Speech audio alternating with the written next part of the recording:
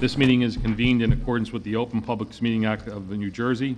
Let the official minutes reflect that adequate notice of this meeting has been provided by publishing a notice in the Asbury Park Press on Tuesday, January 8, 2019, and also forwarded to the Toms River Times, Toms River Patch, and WOBM News on Wednesday, January 3, 2019, and thereafter posting same on the Town Hall Bulletin Board for such notices and filing the same with the Township Clerk, pursuant to resolution adopted by the Township Council on January 3, 2019.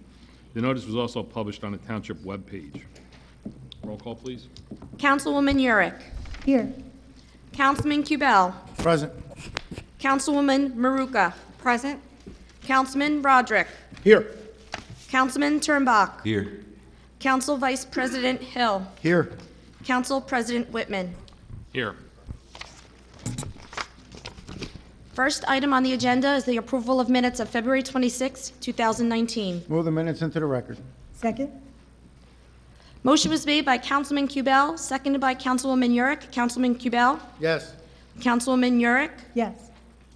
Councilwoman Maruka. Yes. Councilman Roderick. Yes. Councilman Turnbach. Yes. Council Vice President Hill. Yes. Council President Whitman. Yes. Next are honoring resolutions and presentations. We have two Eagle Scouts with us tonight, are Joseph Latshaw III and Shane Coffey. And then we will be recognizing the life-saving efforts of Police Officer Andrew Gannon and Township employees Tim Dalton, Joe Hayward, Dave Krakowski, and Township Community Service Officers Elmondo Candile and William Miller. Move the resolutions and presentations. Second. Motion was made by Councilman Kubel, seconded by Councilman Turnbach. Councilman Kubel. Yes. Councilman Turnbach. Yes. Councilwoman Yurick. Yes. Councilwoman Maruka. Yes. Councilman Roderick. Yes. Council Vice President Hill. Yes. Council President Whitman. Yes, and we'll be doing the first thing we'll be doing is the life-saving efforts, and then the Boy Scouts. So if the council would join me in a well.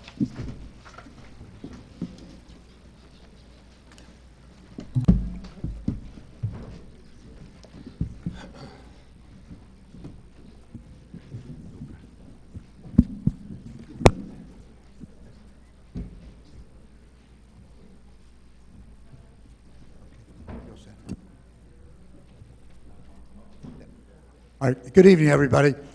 Tonight, we're going to honor some of our first responders and police officers. You know, what might seem like an everyday occurrence is these officers and our EMTs and public employees are on the road every day.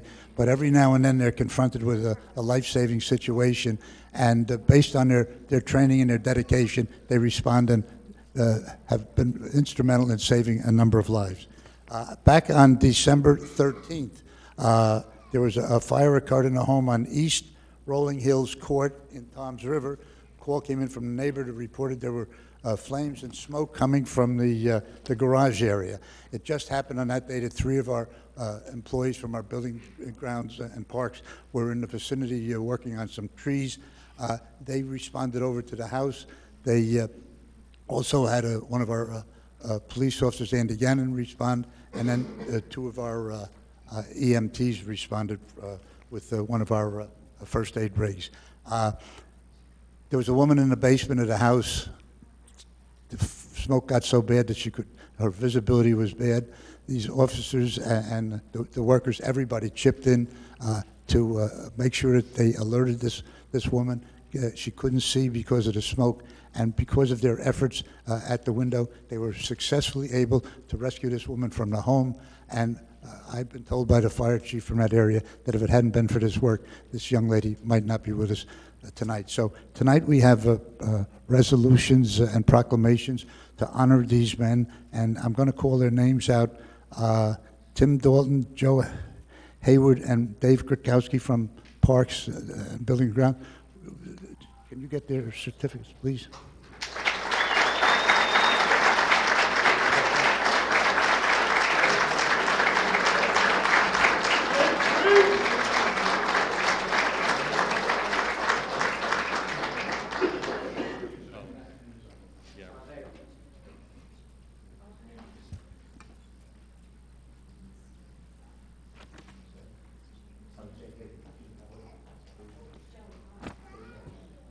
Okay, and now, those are our three township employees.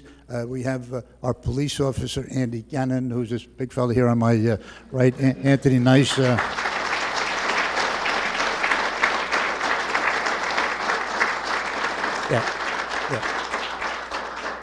Andy, please accept this proclamation from all of us. It's signed by me as the mayor and all of the members of our governing body, and with our best wishes, and thank you for being a part of that rescue on that day. And also now we have two of our EMTs. I wonder, one of them is not here yet, is that correct? He's stuck in traffic. All right, well, we'll make the award of, yeah. If he gets here, we'll give it to him later. All right, which one of our EMTs is? Right here. Okay, same thing, we have a proclamation that we want to present to you for your efforts on that day, too, for responding and being available. You guys all do a great job on a daily basis. If you're ever wondering, just this afternoon at about 5 o'clock, right over here on Grand Avenue and Lexington, there was an intersection accident. The vehicle, somebody blew a stop sign, knocked the other vehicle over on its side. People were trapped in the car, and the turnout by all of our folks was just so unbelievable. You can feel comfortable. God forbid you're not in something like that, but you know, if something like that happens, that you're going to be well looked after and well taken care of. So please accept this proclamation. All right, and your partner, if he gets here, maybe George, if it's all right with you, we'll hold that until and see if he gets here. Okay. Oh yeah. Okay. Kind of. Yeah. Hey, wait a minute.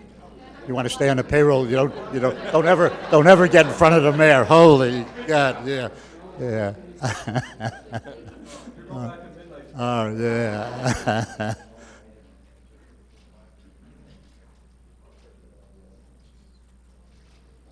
Okay. Now. Lady, that's good. Oh, yeah. Okay. Yeah, okay. You want to get, guys, hey, all guys get before the... And we're going to hold up, we have two Eagle Scouts and our council president, who's our in-house Eagle Scout, makes those presentations, but Linda's on the way with the other. Yeah, so aren't they going to, all right, well, we'll just do one at a time. Okay.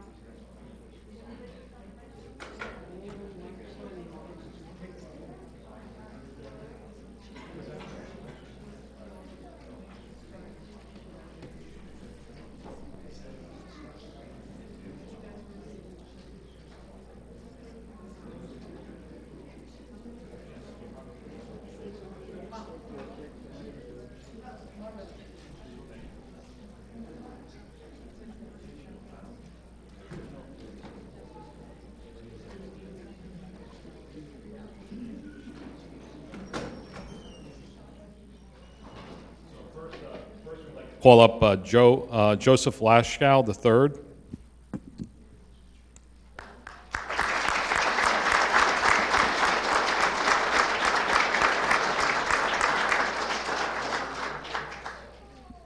So the first question I'll have for you, Joseph, is how many badges do you have, merit badges?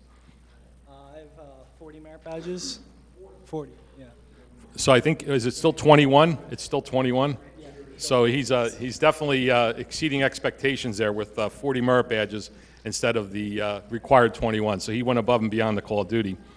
One of the things I always say to Eagle Scouts is that there's only about 1% of the Boy Scouts, boys that enter scouting, become Eagle Scouts. So they're the cream of the crop, and it shows a commitment to going through the cause and working through the program, because it's not an easy program, and it's something where you have to show dedication.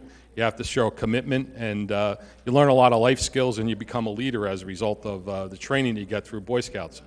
And there's a number of different astronauts, and Gerald Ford was, the President Gerald Ford was an Eagle Scout, so there's all kinds of dignitaries that were Eagle Scouts over the years. And the thing I really like about it is there's skills that you learn in Boy Scouts that you probably wouldn't learn if you didn't participate. And one of them is, as an example, camping. Another one is cooking, first aid, citizenship in the community. There's various life-saving merit badge, a first aid merit badge. So there's a lot of very good skills that you'll learn, life skills that to this day come back to help you as you go through life. And the other thing that happens is when you're an Eagle Scout, you have to work on a project and you have to gather a bunch of other scouts together, get donations, and work towards a community service project. So it teaches you a couple different things. It teaches you to work as a leader, go out and deal with the public in terms of getting a project approved by not only your Scoutmaster, but also by the Ocean County Council, and also typically it's a township or it's some charitable organization. So that all plays into it. And then leading the boys in your troop to get them to come out and help you with the project, I think is also imperative, because otherwise you're going to be doing it yourself. And you can attest to that, right? So it's sort of like, sometimes it's like herding cats, but eventually you get everyone to move along. So Joseph, I would ask at this point if you would tell us about your project and where you did it and what was involved with that. So my Eagle Scout project was at South Toms River Elementary School, and it was a outdoor chalkboard. So they already had existing benches, and so I sought to improve the classroom that they already had. And so now they go outside and they have the teachers have a place to write on and put assignments on, so they can enjoy the outdoors more than they would have before without the board. So.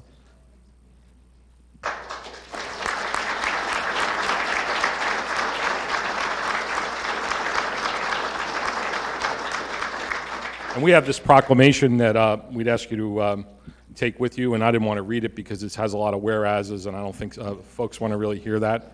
But it outlines sort of what you've accomplished as an Eagle Scout, and I'd just like to congratulate you on the part of the mayor and the council for your achievement. Thank you. Oh.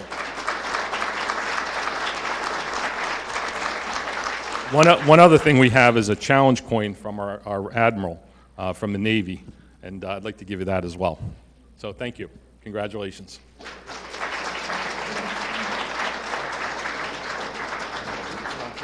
Oh, you want to do? Yeah. Yeah, we'll do that. And then also I'd like to call up Shane Coffey. Shane, would you please come up?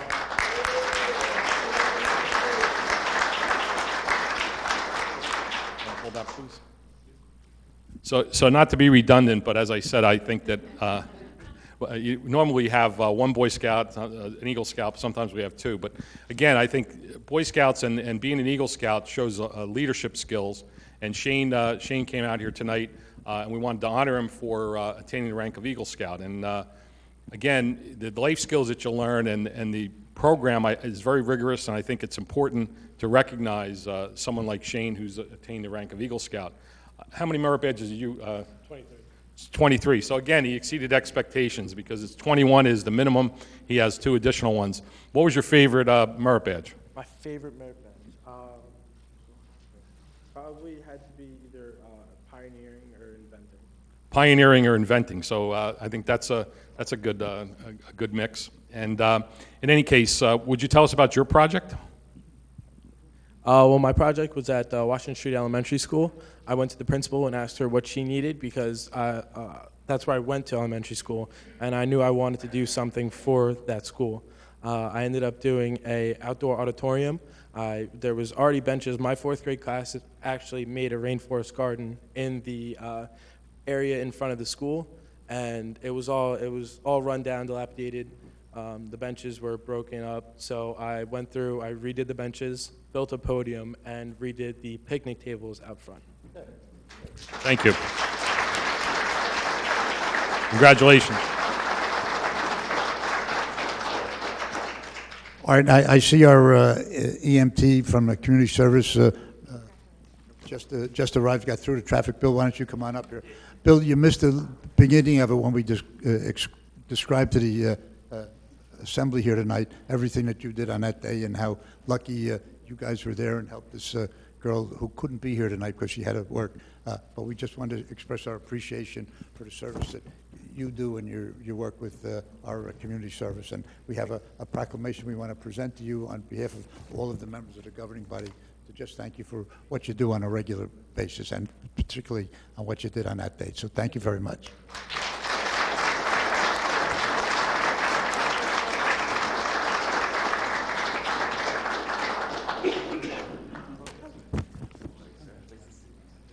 Yeah, that's it.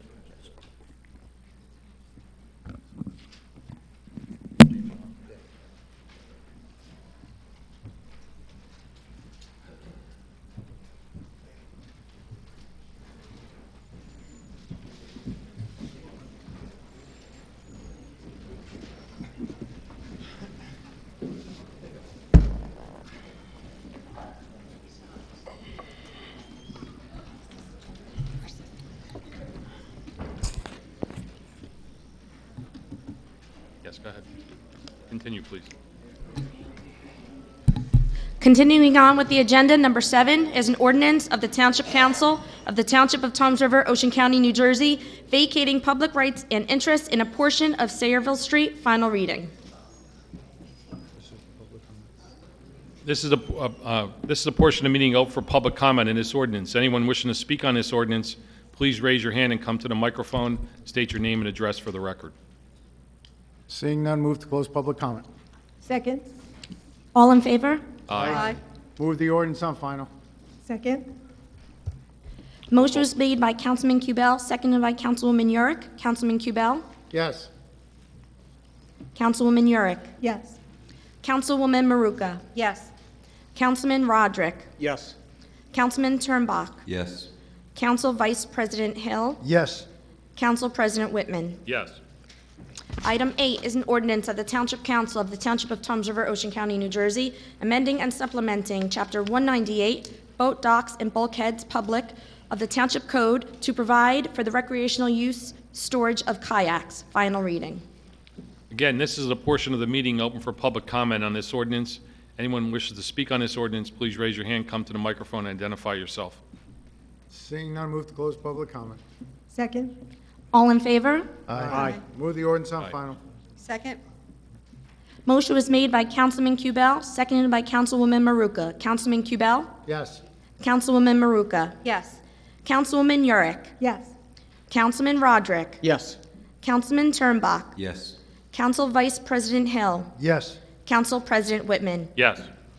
Item 9 is an ordinance of the Township Council of the Township of Toms River, Ocean County, New Jersey, authorizing the mayor to execute and the township clerk to attest to a lease agreement with Docksider Marina LLC to lease a section of Block 1097.01, Lot 172, for the construction of a township-operated recreational kayak launch and associated amenities. First reading. Move the ordinance on first. Second. Motion was made by Councilwoman Maruka, seconded by Councilman Kubel. Councilwoman Maruka. Yes. Councilman Kubel. Yes. Councilwoman Yurick. Yes. Councilman Roderick. Yes. Councilman Turnbach. Yes. Council Vice President Hill. Yes. Council President Whitman. Yes. Item 10 is an ordinance of the Township Council of the Township of Toms River, Ocean County, New Jersey, to exceed the municipal budget appropriation limits and to establish a cap bank as per NJSA 40A:4-45.14. First reading. Move the ordinance on first. Second. Motion was made by Councilwoman Maruka, seconded by Councilwoman Yurick. Councilwoman Maruka. Yes. Councilwoman Yurick. Yes. Councilman Kubel. Yes. Councilman Roderick. Yes. Councilman Turnbach. Yes. Council Vice President Hill. Yes. Council President Whitman. Yes. Next on the agenda is the consent agenda. All matters listed under item consent agenda will be enacted by one motion in the form listed below. There will be no separate discussion of these items. If discussion is desired on any item, that item will be considered separately.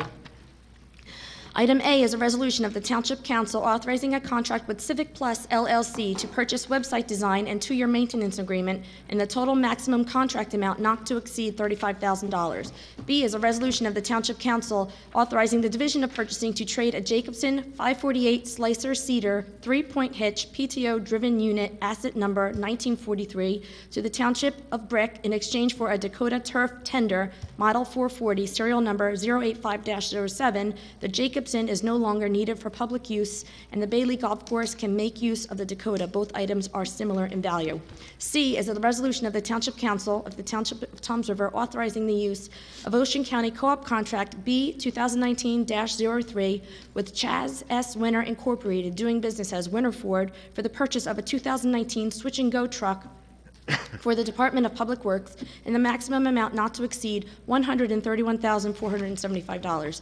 Item D is a resolution of the Township Council authorizing the utilization of New Jersey State Contract Number 88728 with Chaz S. Winter Incorporated, doing business as Winter Ford, to purchase vehicles for the Toms River Police Department and the Office of Emergency Management in the total maximum contract amount not to exceed $385,761.40. E is a resolution of the Township Council authorizing Robert J. Chankalian, Township Engineer, to execute a drainage easement abandonment site location, East Dover Marina, Fisher Boulevard, Block 1108.25, Lot 29, which has been determined to be of no value to the Township. F is a resolution waiving local review of the Township budget.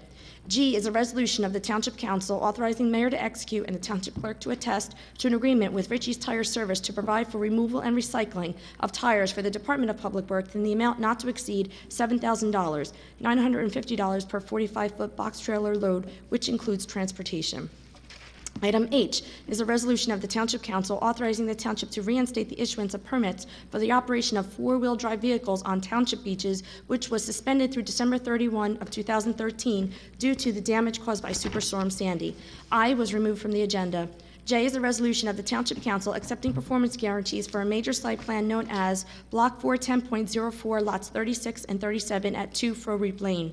K is a resolution of the Township Council accepting performance guarantees for a major site plan known as Nobility Crest at Dover, Phase 5, Block 166, lots 3, 4, 9, and 15 at Cox Curve Road. Item L is a resolution of the Township Council accepting performance guarantees for a major site plan known as Block 658, lots 49 and 50 at West Water Street. M is a resolution of the Township Council accepting performance guarantees for a minor site plan known as St. Luke's Solar Array, Block 410, Lot 1 at 1674 Old Freehold Road. Item N is a resolution of the Township Council authorizing the renewal of a shared billing agreements with Toms River Volunteer First Aid Squads, including East River First Aid and Rescue Squad Incorporated, Pleasant Plains First Aid Squad Incorporated, and Toms River First Aid Squad Incorporated. Item O is a resolution of the Township Council of the Township of Toms River authorizing raffle events scheduled for Sunday, March 17, 2019, to the Toms River Elks Lodge number 1875. Item P is a resolution of the Township Council authorizing taxi driver licenses in accordance with Chapter 457. Q is a resolution of the Township Council authorizing the person-to-person transfer of plenary retail distribution liquor license number 1507-44-043-004 from Margot Donofrio to Overdue LLC. Item R is a resolution of the Township Council of the Township of Toms River authorizing pocket-to-place transfer of plenary retail consumption license number 1507-33-010-005, issued to BJ's Restaurant Operations Company to be located at 1275 Hooper Avenue, which is an inactive license. Anyone on the council like to remove any item and discuss it separately? M for a separate vote. Okay. Anyone else? Anyone in the public like to have an item removed and discussed separately, Seeing none, move the consent agenda, except for M? except for M. Second. The consent agenda, with the exception of item M, is moved by Councilman Kubel and seconded by Councilwoman Maruka. Councilman Kubel. Yes. Councilwoman Maruka. Yes. Councilwoman Yurick. Yes. Councilman Roderick. Yes. Councilman Turnbach. Yes. Council Vice President Hill. Yes. Council President Whitman. Yes. Item M? Move item M. Second. Motion was made by Councilman Kubel, seconded by Councilwoman Maruka. Councilman Kubel. Yes. Councilwoman Maruka. Yes. Councilwoman Yurick. Yes. Councilman Roderick. Yes. Councilman Turnbach. Yes. Council Vice President Hill. Abstain, I'm a parishioner at St. Luke's Church. Council President Whitman. Yes. Next on the agenda are the reports. We have Bailey Golf Course, for February of 2019 at $21,377.72 as compared to 2018 at $34,985.92. We have the Bailey Golf Course year-to-date through February of 2019 at $57,304.24 as compared to this point in time in 2018 at $64,024.84. We have the Winding River Ice Rink February 2019 at $83,245.70 as compared to this point in time in 2018, $77,362.01. The building permits for February at $226,840 as compared to 2018, $179,977, and the building permits for year-to-date through February in 2019 at $452,176 as compared to 2018, $367,046. Move the reports into the record. Second. Motion was made by Councilwoman Maruka, second by Councilman Kubel. Councilwoman Maruka? Yes. Councilman Kubel? Yes. Councilwoman Yurick? Yes. Councilman Roderick? Yes. Councilman Turnbach? Yes. Council Vice President Hill? Yes. Council President Whitman? Yes. Next on the agenda are the bills. Move the bills. Second. Motion made by Councilman Kubel, second by Councilman Turnbach. Councilman Kubel? Abstain to PO, let's see, 1901249, payable to Community Medical Center, yes to the balance. Councilman Turnbach? Abstain to PO 19-01086, payable to magistrates, PO 19-00809 and 19-00813, payable to Dasty McGuckin, yes to the balance. Councilwoman Yurick? Abstain from PO 14-03696, 17-00117, 17-01326, 19-00807, 19-00810, 19-00814, and 19-00912, payable to Remington and Vernick, and PO 19-01086, only as it pertains to recreation salaries, yes to the balance. Councilwoman Maruka? Abstain for PO 19-00983 and 19-01086 on line 110, payable to NJMVC, and PO 19-00809 and 19-00813, payable to Dasty and McGuckin. I have a conflict with both. Yes to the balance. Councilman Roderick? I have no conflicts, yes. Council Vice President Hill? Yes, with the following abstentions. 19-00812, payable to Owen Little Associates. 19-01240, 19-01086, as pertains to St. Luke's Church and Toms River Schools. Yes to the balance on that. And then 19-00860, Toms River Board of Education. And finally, 19-01249, payable to Community Medical Center. I have a conflict. Yes to the balance. Council President Whitman? I need to abstain from purchase order number 19-01248, purchase order 19-00814, line 1, to area properties. I need to abstain also to purchase order 19-00807, line 21, and 19-00809, line 17639, in the amount of $864. I have a conflict. And also to purchase order number 19-00809, line 14, for the Toms River Yacht Club. I'm a member, the amount of $81. Yes to the balance.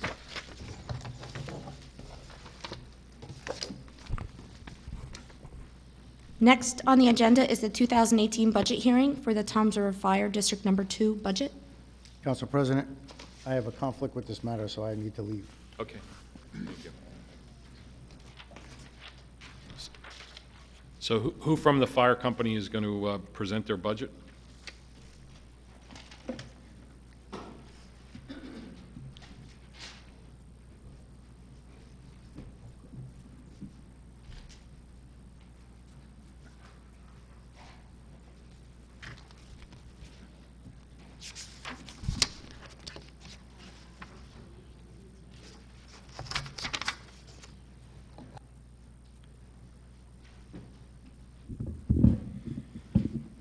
Good afternoon, Mayor and Council.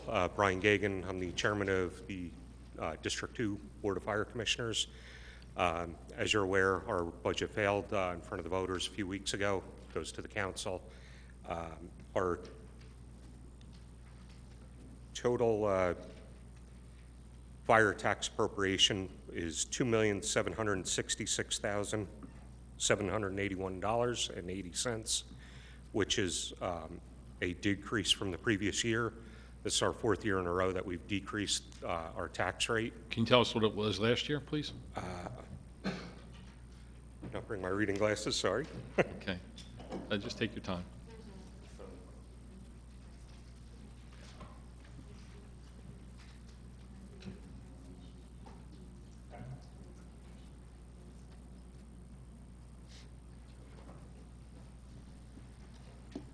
Okay. Giving you some historical information, these are the amounts to be raised by taxation. Going back to 2017, it was $3,118,000. In 2018, we were at $3,070,008.10. 2019, we are reduced to $2,766,781.80. So that reduction was after you met with the Council Finance Committee, or is that before? No, that was before. through the work of our board and our staff. Okay. And our fire chiefs, Okay. streamlining efforts. So it went down by how much, roughly? From 18 to 19, it was a 10% reduction. So you reduced the budget that was proposed in 18 to 19 of 10%? Correct. Okay. The amount to be raised by taxation. All right. We met with staff from Toms River, your administrator, Councilman Hill, and your CFO. We identified another $20,000 that could be cut from our budget without having any impact on fire services for the community. Okay. As another note, we recently had a reduction in our ISO rating, which is a benefit to the taxpayers through their homeowners insurance. Basically, that rates fire service protection in their hometown, and the reduced number should show as a savings in their homeowners insurance. Okay. Thank you. Anyone in the public have any questions of the fire district and their budget? Feel free to come up and ask a question if you have a question or a comment. You guys want to? Seeing none, I move to close the public comment portion. Second? All those in favor? All in favor? Aye. Aye. Okay. What's your pleasure, I guys? move the budget for District 2. Second. Motion made supporting Toms River Fire District Number 2's budget amendments of a $20,000 reduction. Motion made by Councilwoman Maruka, second by Councilwoman Yurick. Councilwoman Maruka? Yes. Councilwoman Yurick? Yes. Councilman Roderick? Yes. Councilman Turnbach? Yes. Council Vice President Hill? Yes. Council President Whitman. Yes. Next, we have elected officials' comments. Okay, Mayor Kelleher? Thank you. I assume that by now just about everybody in town is aware of State Senate President's Bill S-2, which makes what I can best describe as draconian cuts to school funding. And there are about 70-some-odd districts involved that are really going to be hurt, particularly Toms River. That, if it continues, and we don't see how it's going to change yet, it's going to result in losses of jobs and curtailment of a lot of school programs. Toms River Schools, in conjunction with 71 other school districts, last week sponsored a demonstration at the State House in Trenton. Toms River's participation resulted in 27 busloads of teachers, parents, faculty, students, and so on that went to be part of that demonstration. Our governing body was well represented at that demonstration. And despite the impact of that demonstration, Senator Sweeney has said he's not going to make any changes to that legislation. It's interesting that in saying that, he criticized the schools where he said, we gave them money and they bought iPads. Well, if he had done his homework, he would have found out that the iPads were mandated for the students to be able to participate in that PARC, P-A-R-C-C testing, because that's computer generated. So it makes me wonder how many other errors are mistakes are included in that bill. I would ask everybody, unfortunately, our local state legislators are in the minority and they don't have much influence on something like this, so I would just urge everybody in town to pick up a pen and write a letter to Governor Murphy and really complain and let him know how serious this S2 bill is going to have as an impact on our folks here. While I'm talking about the state, I just want to tell you this too, that last week I went by the intersection of 166 and 37 a couple of times, and there was absolute gridlock in the northbound lanes. We've had enough problems on the side north of Route 37. It's still not done. I can't tell you how many 100 calls we've received in the mayor's office complaining, and so many people think it's in town and it's therefore our problem, and it really isn't. But about 5 years ago, they made a demonstration right here in this room of their proposal, the folks from the DOT. And I got into a discussion with what their jug handle expert was, that I said, they were great when they were established. They're really obsolete now. I said, some of our kids live in either California or South Carolina. They have stacking left turn lanes. You get a green arrow and make a left turn. What I saw happen the other day is that the gridlock was caused by the fact that the traffic in the jug handle, the tail of it, was across the northbound lanes of 166. So when the light turned green for northbound traffic, nobody could move. And therefore the traffic in the jug handle couldn't move because the cars in front of them on Route 166 couldn't get out of their way. It is unbelievable. The argument I had with the fellow from the DOT 5 years ago, trying to persuade him not to eliminate the jug handle, I said, people who go through a jug handle and want to go left to go west on 37 have to cut through 2 lanes of traffic. He said, well, you know, the people are very supportive and cooperative, and they'll wave you through. I said, fella, we're in New Jersey, they wave with one finger. And so I don't know, we get blamed for it. It's not our fault, and I don't know what they're going to do about it, but I just want to make you aware of that problem. Two other quick things. You know, we are working with the parents of a young fellow who was seriously injured in an accident, and we're developing what is a handicap playground over in the Bay Lee area behind our youth center, and that's called the Field of Dreams. It's progressing very nicely. We've gotten a lot of support and compliments. The other day I stopped by the contractor who donated his time, his equipment, and everything, cut down the trees that have to be eliminated. And just at 5:30 tonight, ABC Channel 7 had a nice presentation about it to try and promote it, because Chris, the dad, still needs a few dollars. So hopefully that's going to continue to keep moving. And finally, one last thing, I don't know if everybody knows, but our Councilman Turnback this year happens to be president of the Ocean County Bar Association, and on their webpage the other day I noticed that there is a clothing drive for warm clothing for our Code Blue project, and I suspect that Councilman Turnback's hand is involved in that project, and I just wanted to compliment you for doing that. That's all I have, Council President. Thank you. Councilman Turnback? Thank you, Council President. I'll be brief. I wanted to thank the Quality of Life Task Force here in Toms River. On Friday, they were able to shut down the Parkway Motel, which is right in that area of gridlock that the mayor was referencing, that they'd come in, and my understanding is conditions were deplorable within that motel.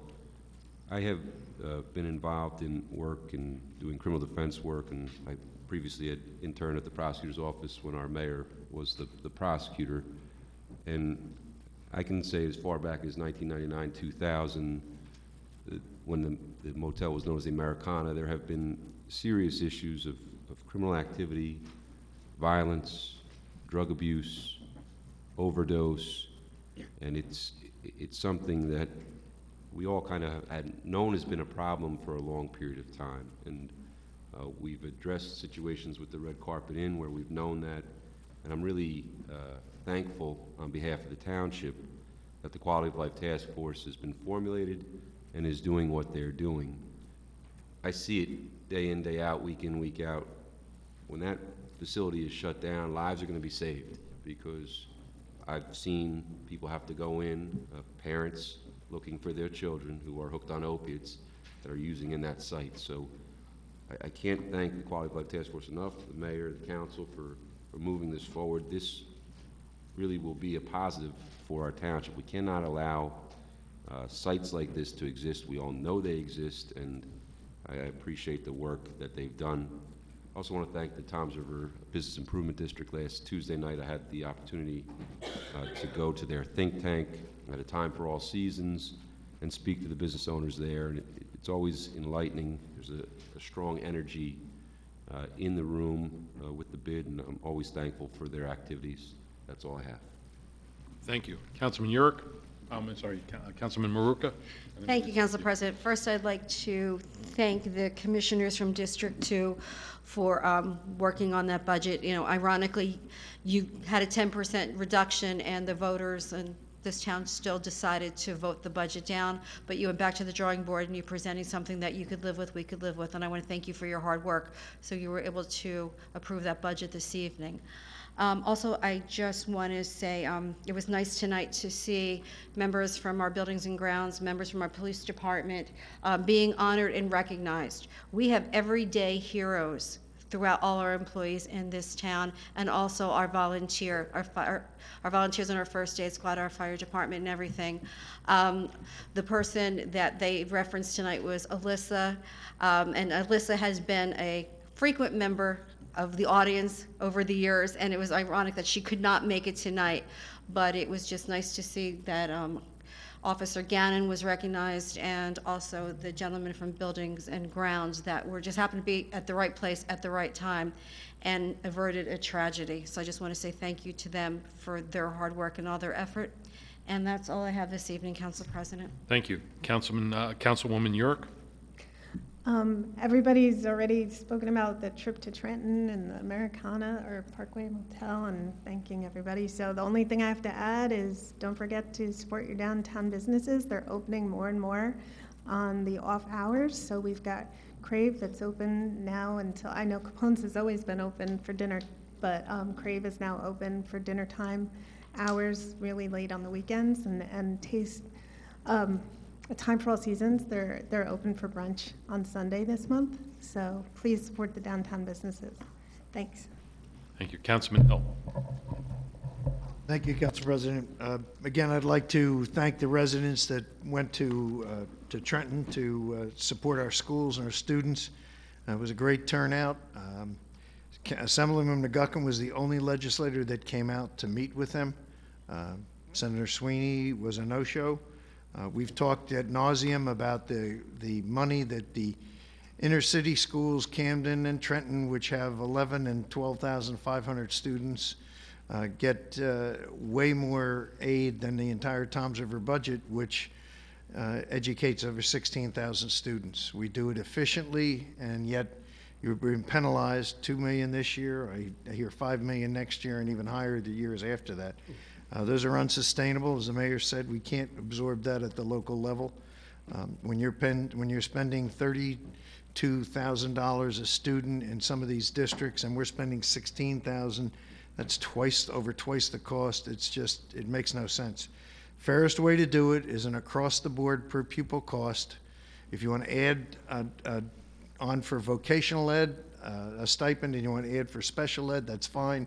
But the fairest way to do it is to come up with a per pupil cost and reimburse each district based on the number of students you have, not some kind of phony formula that the senator has dreamed up, which makes absolutely no sense. Also, I would agree with the mayor on this 166 project. They were supposed to put the first coat down sometime in January. They haven't. It's a disgrace. Most people don't even go to the junk handle. If they're coming eastbound on 37, what they'll do is jump on the Parkway, go over the bridge, and then make the Cloverleaf and come off the bridge and head westbound on 37. So, and that's even a more dangerous traffic maneuver because you're coming onto a speeding lane of traffic and you're trying to exit as soon as you get on, and there are also people trying to exit to head westbound coming down the Parkway, going about 60 miles an hour. So it's a disgrace. And once again, it's Trenton with the way they treat the people in Ocean County and the shore area. We get no improvements on our roads. They cut our school funding. It's got to stop. It's got to stop. There's got to be some kind of sanity in Trenton.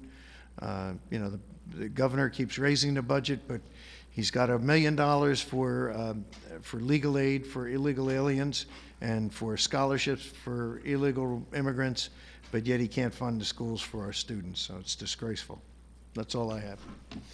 Thank you. Councilman Roderick. Well, I would just like to commend Fire District 2 for reducing their budget by 10% this year, and we should be emulating that here at the township and working to reduce our budget the way they have. Other than that, I would like to congratulate Councilman Turnback, and that's all I have this evening. Okay, thank you. I'd just like to echo the comments about Route 166. I happen to be driving on Route 166 northbound off of 37 yesterday afternoon around 1 o'clock, and what struck me the most was the fact that the cars are all backed up, you have cones in the street, and there's not any evidence of anyone working on the road or any trucks or equipment that even contemplating working on a road. So you have a beautiful day, the sun's shining, and you have no contractor or contractor personnel on the site. So that kind of sums it up. You have a day in March, and there's no activity whatsoever from a construction standpoint. All you see is cones and cars backed up. So I think, the state really has to get their act together, because that is a disaster. It's hurting our business community, it's hurting our residents, and something needs to be done. And we just don't seem to be able to get them to move the ball. With that, I'd like to open it up for public comment. Anyone wishing to speak, please come up and raise your hand and identify yourself and your name and address, and provide your name and address for the record. And wishing to speak, please raise your hand. Yes, sir. Can someone help him? Bob, can you help him with the microphone, please? Oh, you have one that works? He's a pro. Okay. Does that one work? Oh, I don't think it's the battery. Oh, we'll give you the other one. Oh, you took a minute. Hello. Yeah. Hi. Good evening, everyone. I was here a couple of months ago, and I brought up an incident, and I'm not going to spend too much time with it. Your name, sir? Yeah, first, your name and address. Oh, I'm sorry. Joey Boyko from Toms River, New Jersey. Anyway, I was here a couple of months ago, and by the way, I don't know if your microphones are permanent. Some of yours are easier to hear than others. I don't know if you could pull that microphone up, if you can. A lot of times it's not easy to listen to or hear everyone that speaks up there. Are those microphones permanent? Yes. Can't move them? Yes. Then you just have to, okay. Anyway, I was here because of an incident where a police officer wouldn't issue a ticket and told me that it was his prerogative not to, and that I had said I could have the car towed. So I'm not going to go any further in that, except I brought up that there is a guide. It's called New Jersey Guide to Accessible Parking, which is both a federal and state law. And on page 6,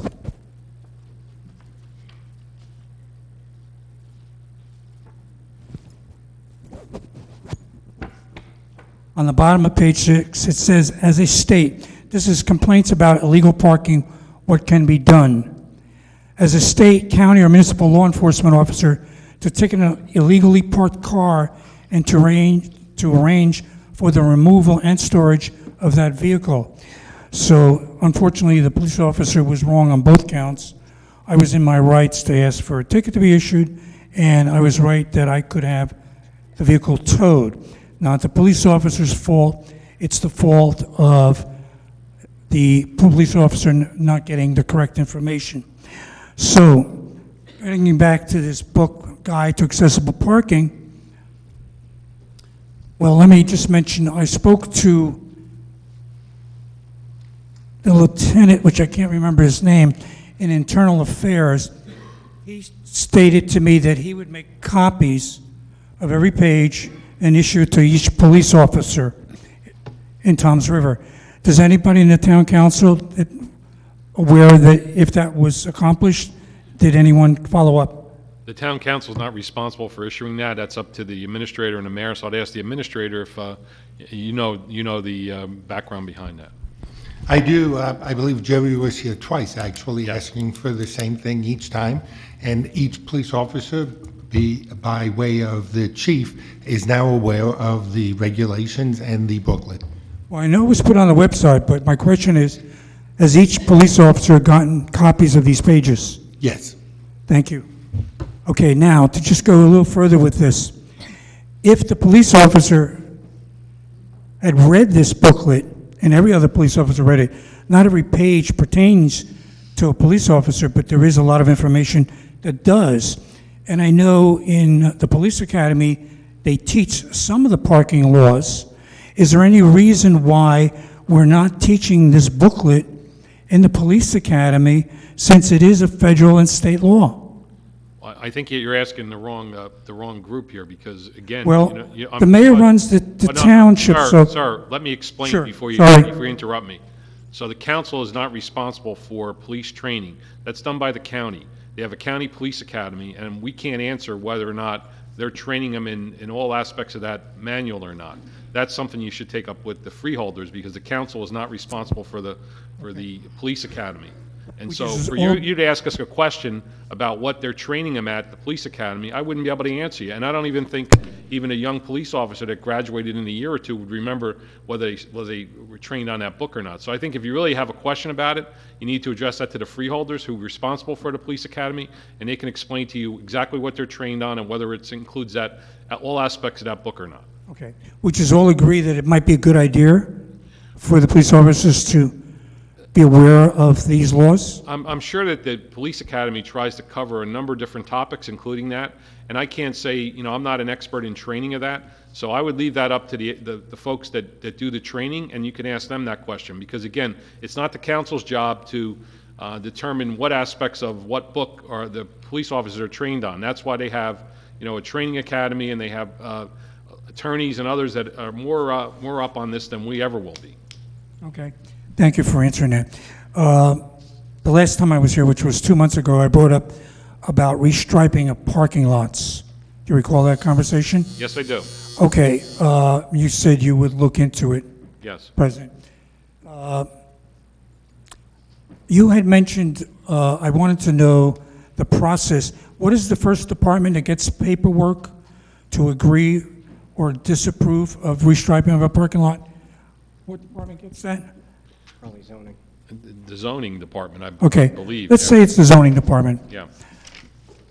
Are they aware of how many parking spaces in each business parking lot? Do they have a list of that? Well, they're certainly aware of what the zoning regulations are for parking spots, but again, it's more complex than that, because some parking lots are grandfathered in, so depending on whether it's a new parking lot or one that existed, that would determine how many spots are required. If you read this booklet, not everybody is grandfathered. Okay. Okay, But you have to read the booklet and the laws. Again, Not, you're asking me a question where it originates. It originates in the zoning department. The zoning department determines whether or not there's a potential for additional spaces that are required. And as part of that review, they look at our zoning ordinance as well as any other state or federal laws that are required in terms of how many spaces are needed for a given parking lot. And so, if you have a specific question, we can answer it in terms of what's parking lot, but I can't say that every parking lot is compliant with whatever is in that booklet, because they were built in different times of the year, different portions of different years. So I don't know what parking lot you're referring to. If there's one that is egregious and you feel that we need more spaces, we'll take a look at it. But there's an awful lot of parking lots that we can't just give you a general well, statement. as I mentioned last time I was here, the ShopRite one was restriped. It was done correctly as far as the dimensions were concerned, but unfortunately there's over 500 spaces, and there wasn't enough handicap parking spaces. And then when I asked who follows up on the restriping, to my amazement, you said no one. So my question is, why does the state bother to create this booklet, which is both a federal and a state law, if we're not going to abide by it? What I said was, there's not a permit required to restripe the parking lot, and so therefore, depending on whether it's part of a construction project or part of, they decided that they wanted to repaint the lines in the parking lot, that wouldn't require a permit. And so if it's not require a permit, the town isn't going to go out and inspect the work afterwards. And so depending on the type of work it is and when it happened, that's what would be required, whether they have follow-up on it or not. So if there's a particular area that you have a concern about, rather than, asking us about a general statement, we'll be glad to look into it. If you have certain parking lots, you can email us, and we'll take a look at it. But I don't want to go blanket, give you a blanket statement to say every one we're going to go out and inspect if there's not a problem. See, the thing is, that's not my job. And my suggestion was the last time, and you stated that you would look into it. I don't understand why I think you have an ADA coordinator, who I think was here earlier. I don't see him. You do have an ADA coordinator. Of course.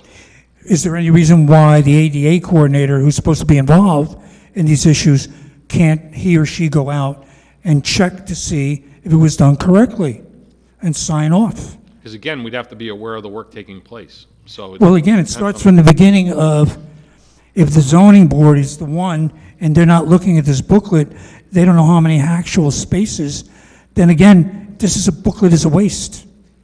Because nobody's bothering to really follow up. I think you're mischaracterizing what I said and what we do. I explained to you that we had the zoning officer and the zoning department is responsible for understanding how many parking spots are required.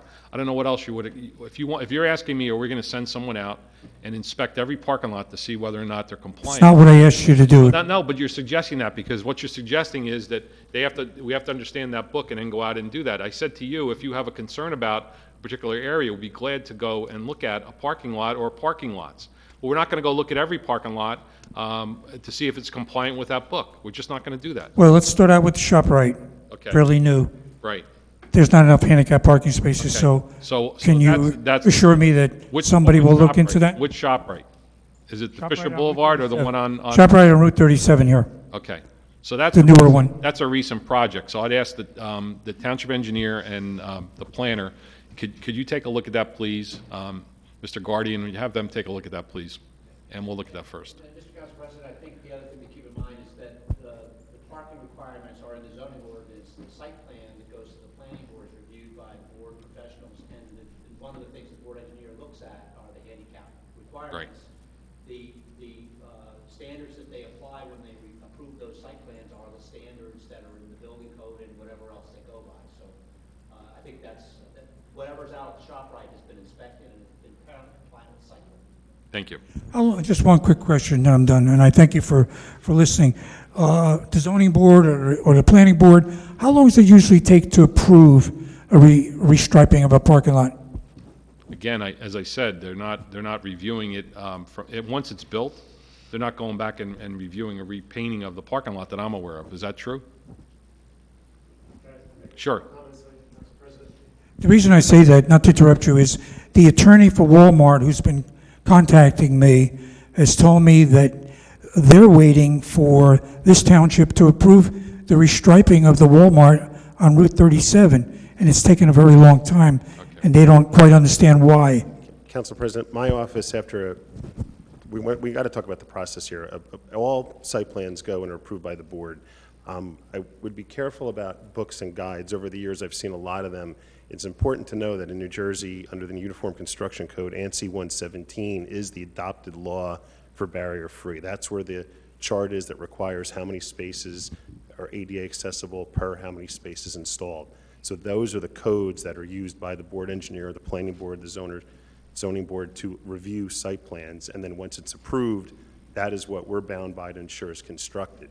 So if it's repainted, it's just a simple restriping. It has to be built per the original plan. And as you said, and you're absolutely correct, what was required in 1982 versus 1997, that's what we have to go by. If they come in and change something, they want to alter the parking lot and do a site plan that requires a change, then we can institute or apply the new code. But we're bound by the code that was that the project was constructed at the time it was built. Thank you. All right, Thank you to the President of the Town Council for listening. I appreciate it. Anyone else wish to speak? Please raise your hand. Seeing none, move to close public comment. Second? All in favor? Aye. Aye. Motion go into executive? Second? All in favor? Aye. Aye.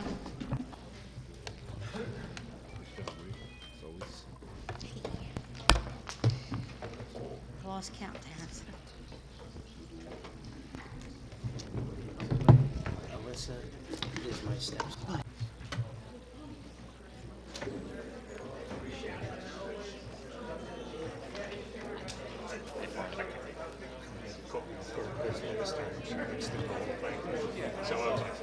No, I figured you guys presented, and, I knew it was not a problem, so.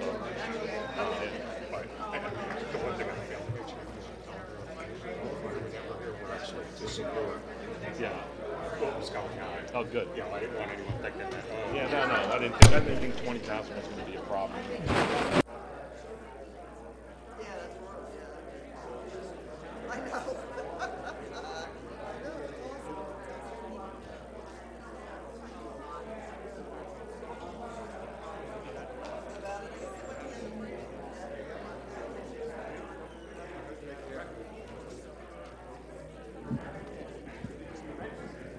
You two love birds.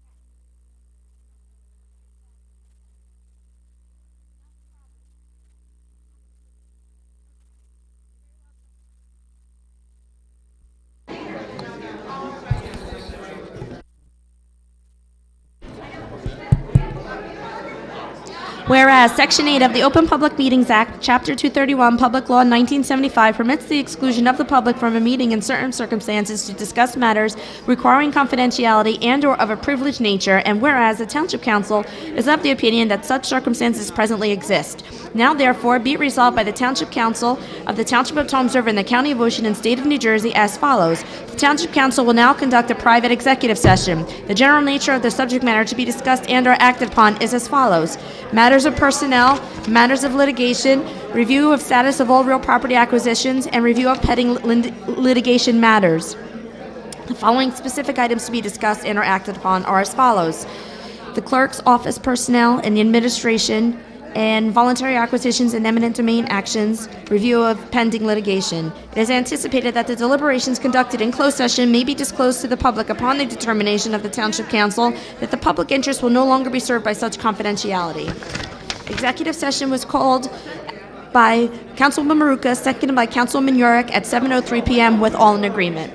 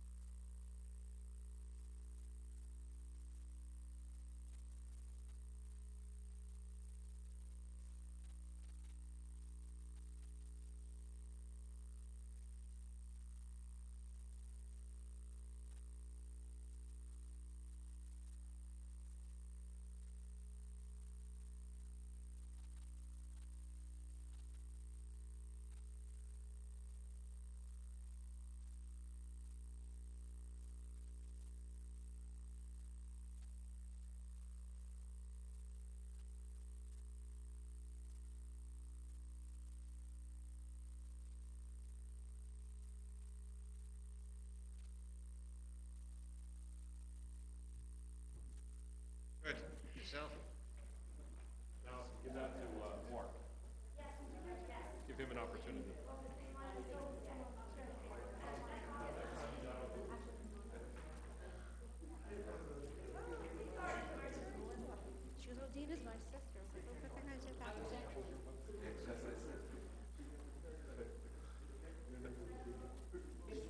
We have a motion to go back.